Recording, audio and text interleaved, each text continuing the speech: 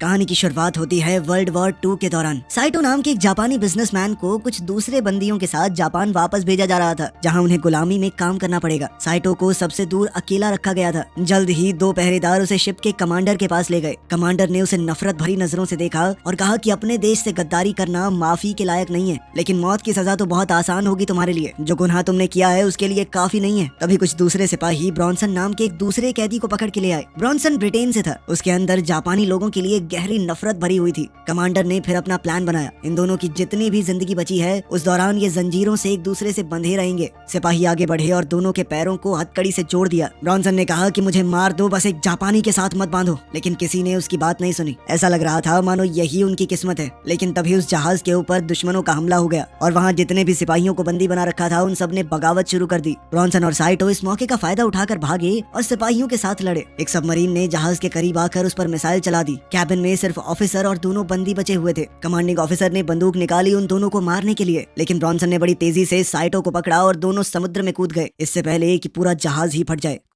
कुछ घंटों बाद ब्रॉन्सन तैरते हुए साइटो को एक सुनसान आइलैंड तक ले गया। जमीन पर पहुंचकर वो बेहोशी में गिर पड़ा। अगले दिन साइटो ने उठकर सोचा कि ये सब एक बुरा सपना था, लेकिन जब उसने अपने पैर में जंजीर देखी तो सच से सामना हुआ। उसने ब्रॉन्सन को जगाने की कोशिश की, लेकिन वो बेहोश पड़ा रहा। पास में एक सिपाही की लाश भी मिली जो किनारे पर बहकर आ गई थी और साइटो ने उसकी बंदूक निकाल ली। अब वो सोच ही रहा था कि ब्रॉन्सन को गोली मारकर आजाद हो जाए, लेकिन ब्रॉन्सन ने अचानक उठकर उस पर हमला कर दिया। दोनों के बीच में जबरदस्त लड़ाई हुई। जब वो दोनों समुद्र के किनारे लड़ रहे थे तभी पानी से एक भयानक सी चीख सुनाई दी। ब्रॉन्सन ने साइटो को समुद्र में धकेलने की कोशिश की, लेकिन साइटो के घायल पैर से खून बहने लगा, जिसे सूंघकर वो अनजान जीव उनके पास आने लगा। इस जीव ने ब्रॉन्सन को झटके से खींचा और उस पर हमला किया। तेज पंजे और बिजली जैसी रफ्तार। साइटो ने तुरंत बंदूक उठाई और पहले ब्रॉन्सन पर निशाना साधा, लेकिन ब्रॉन्सन को न मारते हुए उस जीव को मार दिया। वो जीव पीछे हटा और पानी में गायब हो गया। ब्रॉन्सन अब घायल हो गया था। दोनों समझ गए कि इस आइलैंड पर उनकी आपस की दुश्मनी से कहीं ज्यादा खतरनाक कुछ और मौजूद है। दोनों ने एक समझौता किया ताकि जिंदा रह सकें। बीच से थोड़ी दूर जाकर ब्रॉन्सन ने पूछा कि वो जीव क्या था, लेकिन वो दोनों अलग भाषा बोलते थे, तो साइटो ने सिर्फ समझने का नाटक किया, लेकिन उसका चेहरा साफ दिखा रहा था कि वो जानता है कि उसने अभी क्या देखा है। साइटो कुछ वक्त के लिए चुप रहा, सोचता रहा कि आखिर कैसे बचा जाए, लेकिन आखिर में हताश होकर वो समझ गया कि यहाँ मरना तय है। लेकिन ब्रॉन्सन ने उसे तुरंत रोक दिया और कहा कि तुम पागल हो गए हो क्या। फिर उसने बंदूक की आखिरी गोली निकालकर साइटो को दी और कहा कि हम दोनों को मिलकर उस जीव से लड़ना होगा जो उनका पीछा कर रहा है।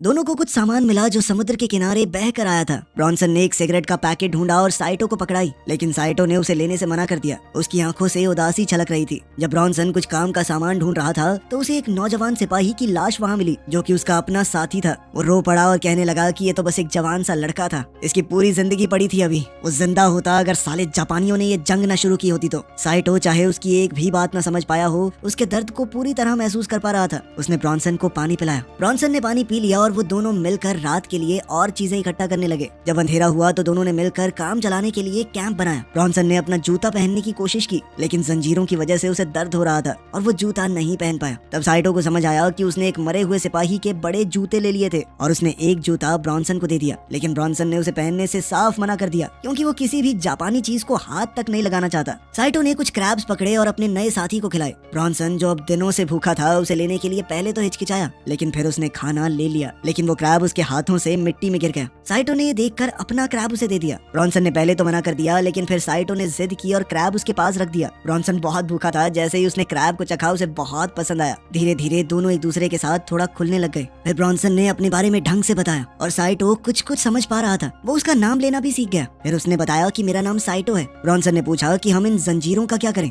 लेकिन साइटो चुप रहा। बाद में ब्रॉन्सन ने एक हथियार बनाया ताकि चेन काटी जा सके। उसने कोशिश की, लेकिन वो कामयाब नहीं हुआ। तभी साइटो ने चेन के कमजोर हिस्से की तरफ अपने पैर से इशारा करते हुए जापानी में कुछ कहा। ब्रॉन्सन समझ नहीं पाया, लेकिन उसका इशारा देखकर उसने सोचा कि क्या उसे कोशिश करनी चाहिए। साइटो ने उसे हौसला दिया और 2 बार करते ही चेन ढीली पड़ गई। अब ब्रॉन्सन की बारी थी और साइटो ने हथियार मांगा, जिससे ब्रॉन्सन थोड़ा घबरा गया, लेकिन फिर भी उसने भरोसा किया। जब साइटो ब्रॉन्सन के पैर के पास चेन पर मारने लगा तो ब्रॉन्सन ने कहा कि भाई मुझसे नहीं देखा जाएगा, मैं अपनी आंखें ढक रहा हूँ। ये बात सुनकर साइटो हंस दिया। फिर एक ही बार में उसने ब्रॉन्सन को आजाद कर दिया। ब्रॉन्सन खुशी से झूम उठा कि उसका पैर नहीं गया और वो दोनों खुशी खुशी से जश्न मनाने लगे, लेकिन उनकी आवाज ने अंधेरे में छुपी हुई किसी चीज का ध्यान खींच लिया। साइटो को महसूस हुआ कि कोई चीज उनके पास आ रही है और दोनों सतर्क हो गए, लेकिन वो प्राणी जल्द ही वहाँ से गायब हो गया। दोनों ने हथियार उठाए और सबूत ढूंढने निकल पड़े। साइटो को रेत में कुछ निशान मिले और उसने एक छोटी सी जांच शुरू की, लेकिन तभी एक आवाज ने उसका ध्यान खींच लिया। जब उन्होंने पलट कर देखा तो पता चला कि ये तो 2 जापानी फौजी हैं, जिनके साथ एक कैदी भी है। ब्रॉनसन को शक हुआ कि साइटो अब उसका साथ छोड़ देगा, लेकिन साइटो ने ब्रॉनसन को दिखाने के लिए कि वो उस पर भरोसा कर सकता है, अपना हथियार उसे दे दिया और कहा कि जल्दी से छुप जाओ। साइटो वहीं रुक गया और उसने देखा कि खाना उबल रहा है। तभी एक फौजी को कुछ महक आई और वो देखने गया, जहाँ उसे लगा कि कोई कैंप में सो रहा है। साइटो सामने आ गया और कहा कि गोली मत चलाना, और ब्रॉनसन दूर से ये सब देखता रहा। फौजियों को ये नहीं पता था कि साइटो को एक गद्दार घोषित किया जा चुका है, इसीलिए वो उस पर भरोसा करने लगे। लेकिन ब्रॉनसन ये नहीं जानता था कि असली खतरा उसके बिल्कुल पीछे है। कैंप में साइटो ने अपने पुराने साथियों से पूछा कि क्या कोई बचा है। उस आदमी ने जवाब दिया कि सिर्फ हम लोग ही बचे हैं, क्योंकि उन्होंने लाइफ जैकेट पहनी हुई थी, बाकी सब डूबकर मर गए। ब्रॉनसन को थोड़ा देर से समझ आया कि समुद्र वीडियो पसंद आई तो लाइक कर देना, चैनल को सब्सक्राइब कर लेना। मिलते हैं अगली वीडियो में।